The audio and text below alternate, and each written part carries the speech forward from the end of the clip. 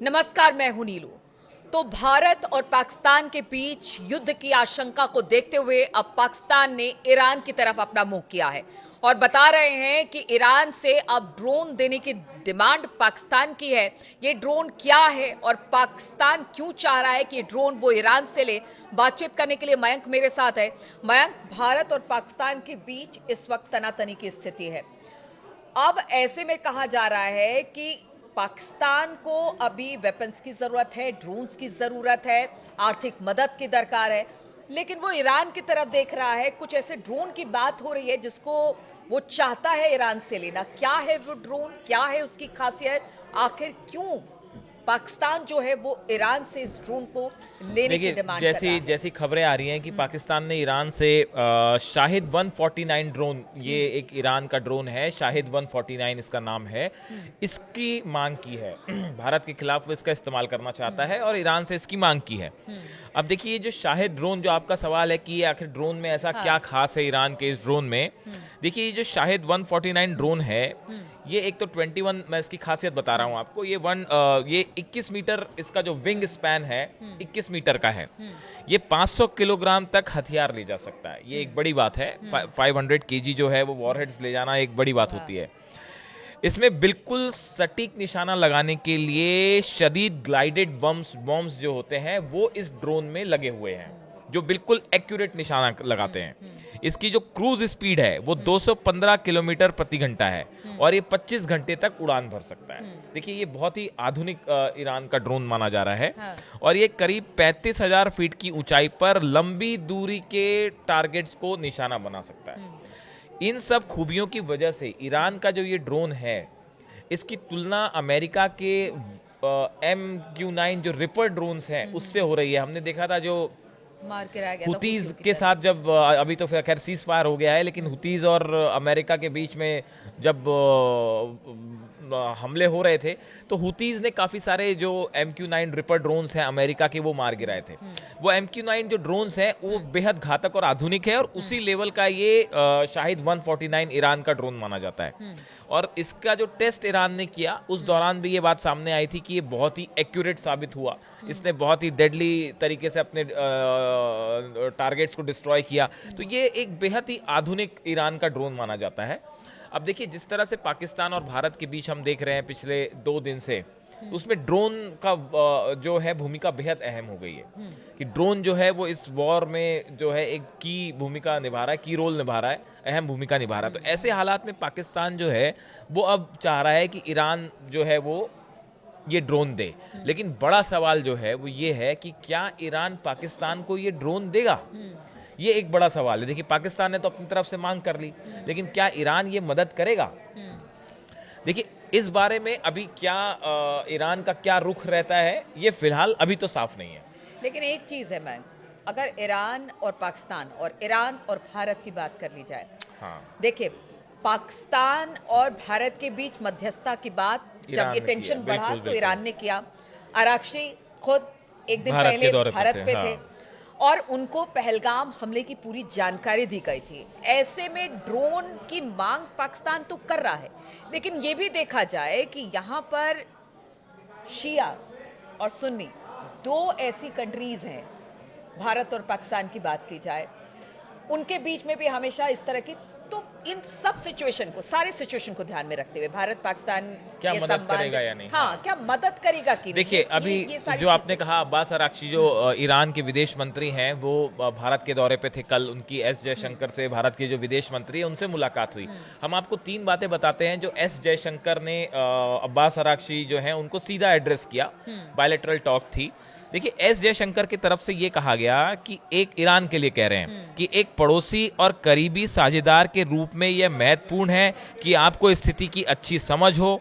उन्होंने कहा कि भारत की प्रतिक्रिया निर्धारित और नपी तुली ही रही है।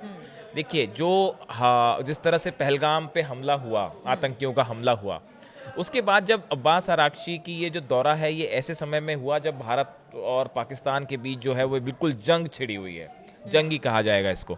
तो देखिए, अब हालात ये है कि पहली बात तो एस जयशंकर ने जो बात कही, उन्होंने ये कहा कि साहब, आप हमारे पड़ोसी हैं, आप हमारे साझेदार हैं, हम आपको जो स्थिति है हम आपको पहले वो पूरा बताना चाहते हैं कि अभी तक क्या स्थिति है।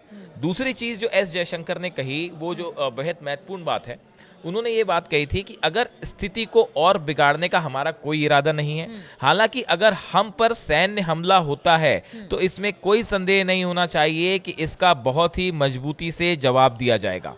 एक पड़ोसी और करीबी साझेदार के रूप में यह महत्वपूर्ण है कि ईरान को स्थिति की अच्छी तरह से जानकारी रहे। ये एस जयशंकर ने उनसे कल ही बात कह दी थी, पूरी जानकारी दी गई। और कल शाम को, कल रात को जो कुछ हुआ उसके पहले ही एस जयशंकर ने अब्बास अराक्ची साहब को साफ कर दिया था कि देखिए, अगर हमारे पे पाकिस्तान की तरफ से हमला होता है तो हम उसको रिटेलिएट करेंगे। तीसरी एक बहुत अहम महत्वपूर्ण बात है, जो कि इस आपके सवाल का जवाब यहाँ से समझना होगा कि क्या ईरान की मदद करेगा पाकिस्तान। देखिए, एस जयशंकर ने एक बात और कही, इस साल हमारी कूटनीतिक साझेदारी की 75वीं वर्षगांठ है, जो हमारी गहरी दोस्ती और सहयोग को दर्शाती है। मुझे विश्वास है कि हम इसे उचित रूप में मनाएंगे। ईरान और भारत की बायलैटरल जो संबंध है, इसको 75 साल पूरे हो रहे हैं। ईरान जो देखिए, ईरान और भारत ये एक दोनों अगर साथ खड़े होते हैं तो वो पूरे एशिया और मिडिल ईस्ट में एक बहुत अहम रोल प्ले कर सकते हैं। अभी हमने अपने पिछले वीडियोस में भी अपने दर्शकों को बताया था कि खामेनेई ने, जो सुप्रीम लीडर है, उन्होंने इस बात का जिक्र किया था कुछ समय पहले कि भारत के साथ ईरान को अपने संबंध मजबूत करने हैं। उन्होंने उसमें चीन का नाम लिया, भारत का नाम लिया, रूस का नाम लिया, लेकिन पाकिस्तान का नाम नहीं लिया था। और खामेनेई खुद ये चाहते हैं, सिर्फ एक मुस्लिम कंट्री होने के नाते ईरान पाकिस्तान के साथ खड़ा होगा, ऐसे तो लगता नहीं लगता। देखिए, ईरान जो है, ईरान कई नीतियों पे एक साथ काम कर रहा है। देखिए, ईरान इस समय एक बड़ी कोशिश हो रही है खामेनेई की तरफ से और ईरान के लीडर्स की तरफ से कि ईरान को एक विकासशील देश के रूप में पूरी दुनिया के सामने पेश किया जाए। सिर्फ ऐसा ना हो कि ईरान का जिक्र सिर्फ तभी हो रहा हो जब साहब कहीं जंग होती हो, ऐसा नहीं है। ईरान मल्टी लेवल पे, ईरान जो है वो मल्टी लेवल पे अपने काम कर रहा है। देखिए, ईरान में अभी वर्ल्ड इन्वेस्टमेंट समिट हुआ, उसमें पूरे दुनिया भर के लोगों ने हिस्सा लिया। ईरान ये चाहता है कि भारत के साथ जो ऑयल एक्सपोर्ट है, जो पहले जैसी स्थिति थी कि भारत ईरान से जो है बहुत ज्यादा तेल आयात कर रहा था, वो फिर से शुरू हो जाए। बाकी जो चीजों का एक्सपोर्ट और इंपोर्ट था, वो शुरू हो जाए। चाबहार पोर्ट पे इंडिया चाह रहा है कि तेजी से काम आगे बढ़े। तो देखिए, ईरान जो है, ईरान की जिस तरह से अमेरिका को संबंध है, उस लिहाज से बहुत महत्वपूर्ण है कि ईरान तेजी से विकास करे और उसके इस डेवलपमेंट में भारत एक बहुत अहम भूमिका निभा सकता है, ना कि पाकिस्तान।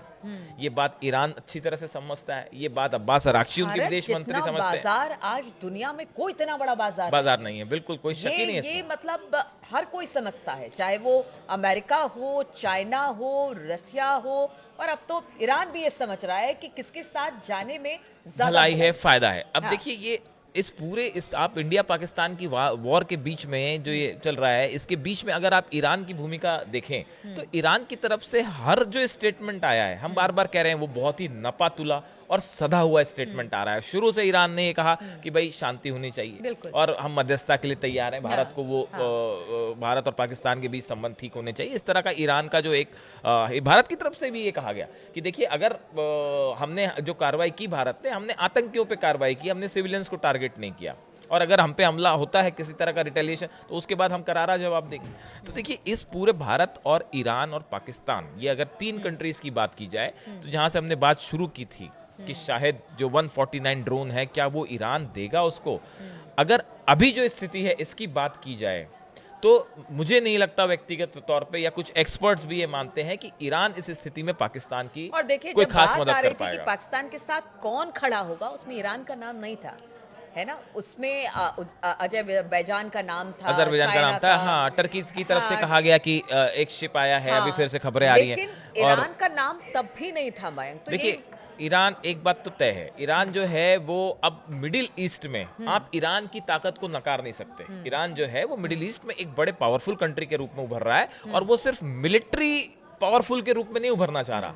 ईरान आर्थिक मोर्चे पर, व्यापार के मोर्चे पर, बिजनेस और इंपोर्ट एक्सपोर्ट के एस्पेक्ट पे सब पे तेजी से एक बड़ी शक्ति बनना चाह रहा है। और इस लिहाज से ईरान के भारत के साथ संबंध बेहद महत्वपूर्ण है। इसलिए इस मामले में ईरान की तरफ से हर कदम बेहद सोच समझ के उठाया जाए। बिल्कुल, तो ईरान की तरफ से बड़ा सोच समझकर कदम उठाया जाएगा। पाकिस्तान जिस ड्रोन की डिमांड कर रहा है, अभी तो फिलहाल नहीं लगता है कि ईरान उसे देगा, क्योंकि भारत और ईरान के रिश्तों में इस वक्त बहुत गर्मी है और कहा जा रहा है कि ईरान के लिए भी ये भारत के साथ संबंध अच्छे रखना एक सही डिसीजन है, और भारत का भी ईरान के साथ, क्योंकि जिस तरह के हमलों की आशंका पहले थी और उसके बाद पहलगाम हमला हुआ, उसके बाद भारत ने अपनी तरफ से जो कार्रवाई की, हर चीज़ की जानकारी उन्होंने वहाँ पर ईरान के जो डिप्लोमेट्स हैं या फिर विदेश मंत्री हैं उनको दी है। तो आप समझिए कि ऐसे में कैसे ईरान ये चाहेगा कि इस रिश्ते में खटास आए या संबंध खराब हो। चलिए, लगातार इन सब खबरों पर लगातार अपडेट्स हम आपको देते रहेंगे। फिलहाल हमारे साथ जुड़ने के लिए आप लोगों का शुक्रिया।